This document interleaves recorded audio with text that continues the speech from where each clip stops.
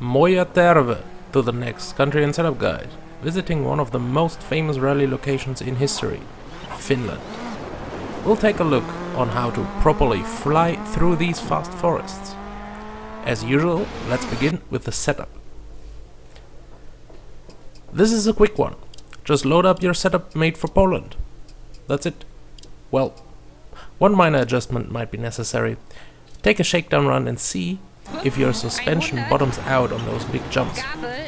If it does, go and max out the ride height as well as the spring stiffness and lower the fast bump dampers to the minimum. This is the maximum energy capacity for this car's suspension now. Take another shakedown and see how it improved. If you are still bottoming out at some jumps, there is nothing that the setup can do about it. With max stiffness and height, there is no more energy capacity left for your suspension. If you need to prevent damage or unstable landings, you might need to brake at those jumps then. Otherwise, you will have to deal with the effects. Maybe round the change off with slightly adjusting the dampers to accommodate the maybe stiffer springs with a lower slow bump, and that's it. Remaining problems with those jumps cannot be fixed with the setup, as those springs cannot physically take more energy into them. But instead, those problems need to be looked at into driving.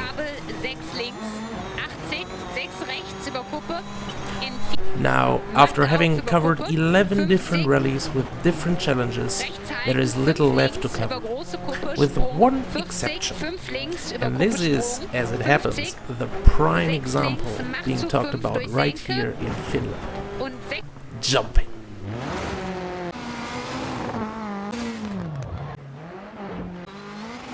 When in the air, you have the major problem of losing every control method for the car completely. The wheels are your only interface to the world. So when no wheel touches anything, you cannot change anything.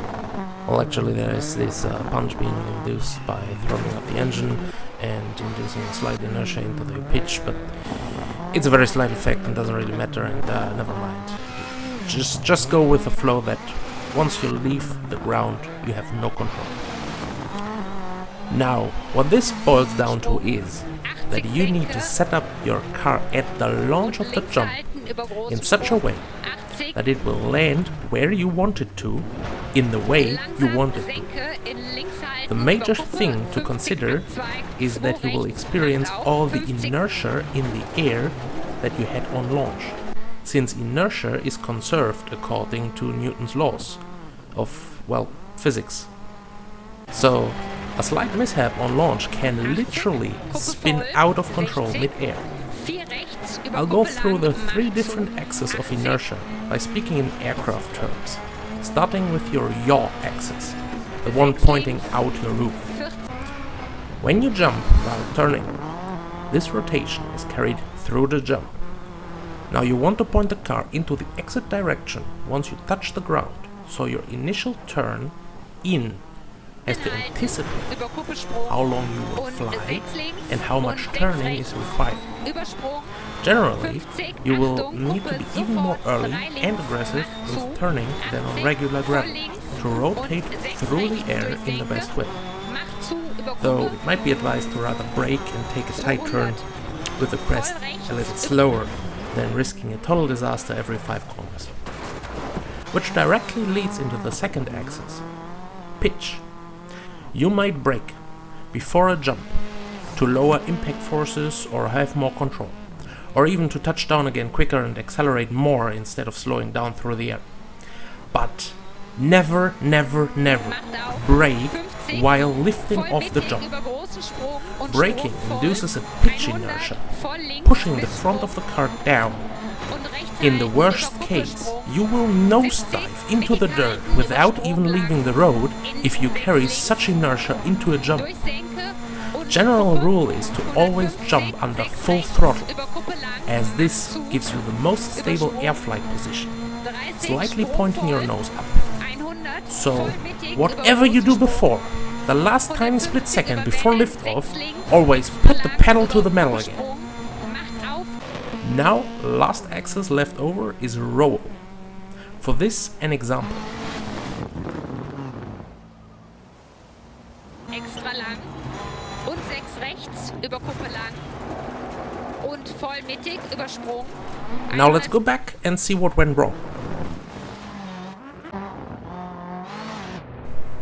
As you can see, I lifted off the jump with a slight rotation along my roll axis, the one going straight from front to rear of the car. This causes the car to try a barrel roll mid-air, which leads to the major problem on touchdown that you come down with only 2 wheels at a time. These 2 wheels will take all the force and bottom out before the other side even has ground contact. After which this side will violently push up again, punching the car into a very unnatural state for the turn and almost always leading to a spin or roll. To prevent this, you always want to try and land with all 4 wheels as simultaneously as possible. Therefore, to reduce the roll on liftoff, make sure you have no violent steering angle on the crest itself. As before with braking, you can be violent as much as you like before the crest, just the very last split second before liftoff. You need to get it all in a gentle state again. When done correctly, all 3 axes behave as you want them to do while flying through the air, with the roll and pitch remaining nearly stable, while the yaw points your car to the corner exit direction.